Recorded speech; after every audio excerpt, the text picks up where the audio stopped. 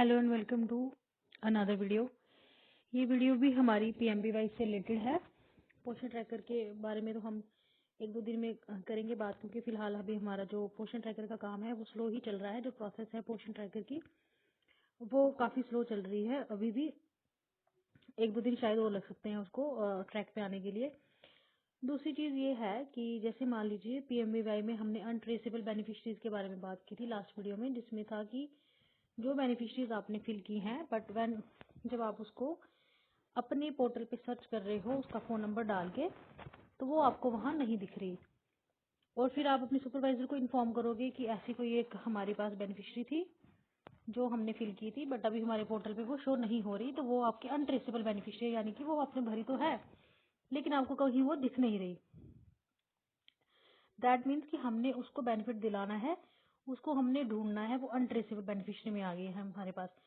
अब मैं इस वीडियो में दो तीन चीजें हैं आपको बताने वाली हूँ, लेकिन उससे पहले जितने भी वर्कर्स मेरे को सुन रही है कहीं से भी हैं, किसी भी प्रोजेक्ट से, अगर आपका किसी का भी पीएमबीवाई का नंबर फोन नंबर जो है वो ओटीपी उस पे नंबर पे नहीं आ रहा, या तो कोई दिक्कत आ रही है या फिर आपकी आईडी जो है वो इनवैलिड जो है वो शो हो रही है, या अब आप अपनी जो पीएमबीवाई की आईडी यूज करते हो तो वहां पे आता है कि आईडी जो है इनवैलिड है या नॉट करेक्ट है, तो उस केस में आप लोग अपनी जो भी आपके ऑफिस हैं वहां बात कीजिए। पीएमबीवाई की जो भी आपका काम देखते हैं उनसे बात कीजिए, उनसे कहिए फोन नंबर एडिट करवाएं अपना, और अपने केसेस को इंडिविजुअली फिल करें, ज्यादा से ज्यादा केसेस को फिल करें, क्योंकि अब जो हमारा डाटा है वो हेल्थ वालों के साथ लिंक करना है, क्योंकि हेल्थ वालों के पास फर्स्ट प्रेगनेंसी, सेकंड प्रेगनेंसी और थर्ड प्रेगनेंसी, हर प्रेगनेंसी की उनके पास रिपोर्ट होती है। अगर इन केस हेल्थ वालों के साथ अगर हमारा टाई अप होता है, अगर हेल्थ वालों से अगर वो इन्फॉर्मेशन लेते हैं, तो हमारा काफी ज्यादा डाटा जो होगा वो मिसमैच हो जाएगा। सो अब कोशिश करिए अपने लेवल पे, जो भी आपके आशा वर्कर्स हैं, जो हेल्थ डिपार्टमेंट में आपकी नर्सेज हैं, जो पीएचई हैं, आपके हेल्थ सेंटर्स हैं, उनसे कांटेक्ट करिए। अपने जितने भी केसेस हैं जो फिल हो सकते हैं, जो एलिजिबल हैं इन द टर्म्स, उसको आप फिल करिए। दूसरी चीज इसमें ये है कि अगर मान लीजिए मेरे को किसी ने कहा था कि मैम मेरी एक बेनिफिशरी है, उसको 3000 तो मिल गया लेकिन उसको 2000 में नाम नहीं आ रहा। तो 2000 में नाम तभी आएगा जब आप उसको update child birth and immunisation detail अपनी उस पे जाओगे। आपने क्या करना है, अपना पोर्टल खोलना है। पोर्टल खोलने के बाद आपने जाना है डाटा एंट्री पे। डाटा एंट्री के बाद यहाँ पे ऑप्शन होता है update child birth and immunisation detail. यहाँ पे आपने उस बेनिफिशरी को देखना है, अगर वो यहाँ पे है तो वहां पे आपने वैक्सीन जो है उसकी वैक्सीनेशन डिटेल्स आपने फिल करनी है। ऐसा पॉसिबल ही नहीं है कि अगर किसी को 3000 मिल गया है तो 2000 उसको ना मिला हो।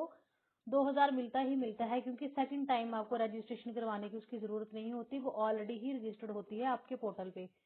तो जिनकी बेनिफिशरी को 3000 मिला है वो अपने अपने पोर्टल पे child birth and immunisation detail check करें। अगर डिलीवरी के 180 डेज हो गए हैं आपकी बेनिफिशरी के, तो वो आपको चाइल्ड बर्थ में इम्यूनाइजेशन में जरूर दिखेगी। नेक्स्ट चीज इसमें ये आ गई कि अब जैसे एक हमारे पास केस था, वो कह रहे हैं कि हमने ना हमारी जो बेनिफिशरी है उसको हम फिल करते हैं, उसकी प्रेगनेंसी को अभी 3-4 महीने हुए हैं जब हम उसको फिल कर रहे हैं, तो वहां आ रहा है डाटा ऑलरेडी एंटर्ड। तो उस बेनिफिशरी ने कहीं और से फॉर्म फिल नहीं करवाया लेकिन फिर भी वहां शो हो रहा है डाटा ऑलरेडी एंटर्ड। तो इसका एक रीजन ये है, या तो उस बेनिफिशरी ने खुद से फॉर्म फिल किया है या फिर उसका फॉर्म किसी आपकी पंचायत में किसी और ने रजिस्टर्ड किया है, क्योंकि जब तक रजिस्ट्रेशन नहीं हुई होगी तब तक आपका फॉर्म वहां पे जो है वो ऑलरेडी रजिस्टर्ड नहीं आता, अगर रजिस्ट्रेशन ना हुई हो। तो ये चीजें हैं, इनका थोड़ा सा आप लोग ध्यान रखिए। और फॉर्म तभी फिल होंगे जब आपने फिल किया होगा, जब उसकी डिटेल दी होगी, ऑलरेडी जो है वो फिल होगी डिटेल। क्योंकि कुछ ऐसे होती है वर्कर्स जो बोलते हैं कि मैम हमारी ये बेनिफिशरी नहीं है लेकिन ये किसी और के सेंटर की हमारे पास आ गई है। तो इट मीन्स ये होता है कि वो बेनिफिशरी तो जो है वो फिल की होती है लेकिन वो आगे पीछे की पंचायत में, आगे पीछे सेंटर्स में चली जाती है।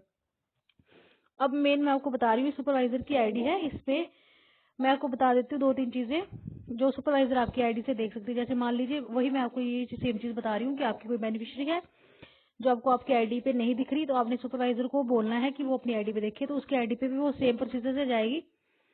यहाँ पे सेम प्रोसीजर होगा उसका भी, वो भी यहाँ क्या करेगी, वहां पे जो है वो मोबाइल नंबर जो है वो अपना डालेगी।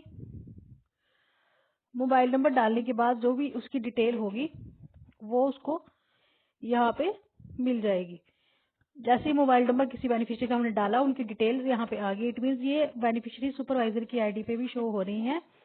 दैट मीन्स कि ये हमारी बेनिफिशरीज आगे गई हैं, ये इनको जरूरत नहीं है। जो आपकी नहीं गई होगी वो आपको यहाँ पे दिख जाएगी, जो नहीं गई होगी वहां पे ऑलरेडी आ जाएगा कि इस नाम से कोई डाटा यहाँ पे नहीं है या अनट्रेसेबल है ये।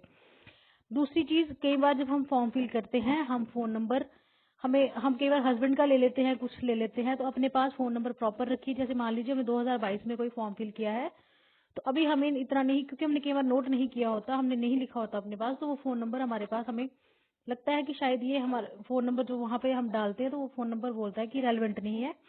इट मीन्स आप उनकी फैमिली के 1-2 फोन नंबर ट्राई करिए, कोई ना कोई अगर आपने रजिस्टर किया होगा तो वो आपको शो हो जाएगा। दूसरी चीज इसमें ये है कि यहाँ पे जो सुपरवाइजर की आईडी में केस क्लोजर, यानी कि जिस किसी का स्टिल बर्थ या मिसकैरेज, स्टिल बर्थ हो गया, बेबी पैदा होते विद इन कुछ घंटों में खत्म हो जाता है, और मिसकैरेज हो गया कि प्रेगनेंसी जो है वो टर्मिनेट हो जाती है किसी भी कारण से, उसकी प्रेगनेंसी जो है वो मतलब नेचुरल या फिर मैन मेड काइंड से जो है उसकी प्रेगनेंसी जो है वो खराब कह सकते हैं, जिससे हमें वो हो जाती है। तो यहाँ पे वर्कर अपनी आईडी पे जाके केस क्लोजर करेगी। जैसे हमारे पास यहाँ पे केस क्लोजर का ऑप्शन है, तो उसमें हम क्या करेंगे, उसका रीजन है मिसकैरेज। मिसकैरेज पे जाएंगे हम लोग, यहाँ से यहाँ ऊपर जाके यहाँ पे सीधा कर देंगे हम वेरीफाई केस क्लोजर। तो अपने अपने अगर आपकी कोई बेनिफिशियरी है जिसको 3000 मिल गया है या उसकी प्रेगनेंसी किसी रीजन से टर्मिनेट हो गई है, तो आप लोग उसको केस क्लोजर में जाके अपने केस क्लोजर जो है वो कर सकते हैं। उसके बाद अब आप लोगों का जो भी काम है, कितने सेंटर्स ने कितने फॉर्म फिल किए हैं, वो सारी डिटेल इनरोलमेंट जो है वो हम सुपरवाइजर की आईडी पे दिख जाती है कि आपने कितना काम किया है, कौन से सेंटर ने फॉर्म भरा है, कौन से सेंटर्स ने फॉर्म नहीं भरा। आपके जैसे आपके एरिया में जितने सेंटर्स होंगे उनके सबके नाम यहाँ होंगे, जिसका नाम नहीं होगा इट मीन्स वहां से कोई भी फॉर्म अभी तक जो है वो नहीं गया है। कोशिश करिए कि आप लोग अपने अपने फॉर्म्स को जो है वो फिल करें।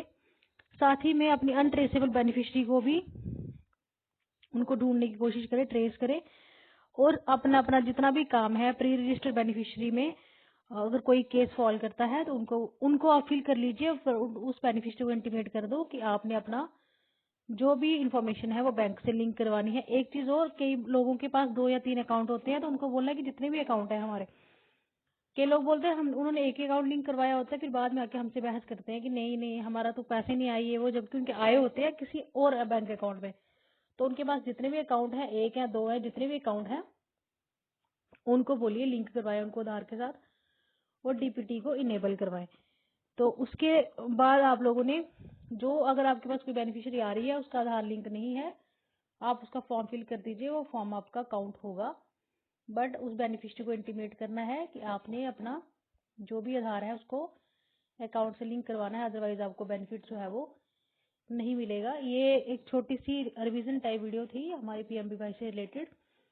फॉर्म फिल कीजिए जितने हो सकते हैं आपके पॉसिबल है। और अगर 2023 की अब एलएमपी शायद से वो नहीं उठा रहा हमारा पीएमबीवाई का पोर्टल, क्योंकि उनका टाइम पीरियड 570 डेज से एक्सीड हो गया है, तो जो भी आपके फर्स्ट और सेकंड इश्यूज हैं उनको आप फिल करिए इस साल के, क्योंकि अब मार्च भी आने वाला है, फाइनेंशियल ईयर भी क्लोज होने वाला है, तो हमारी ये सारी इन्फॉर्मेशन जो है वो कलेक्ट होके आगे जाएगी। कल हम स्टॉक पे बात करेंगे, वो स्टॉक को कैसे फिल करना है, स्केल तो आप लोगों को पता ही है वो कैसी है कैसी नहीं। आपने कल हम स्टॉक से रिलेटेड बात करेंगे, साथ में कैश वाले फॉर्म को कैसे फिल करना है उसके बारे में भी बात करेंगे। तब तक के लिए थैंक यू वेरी मच।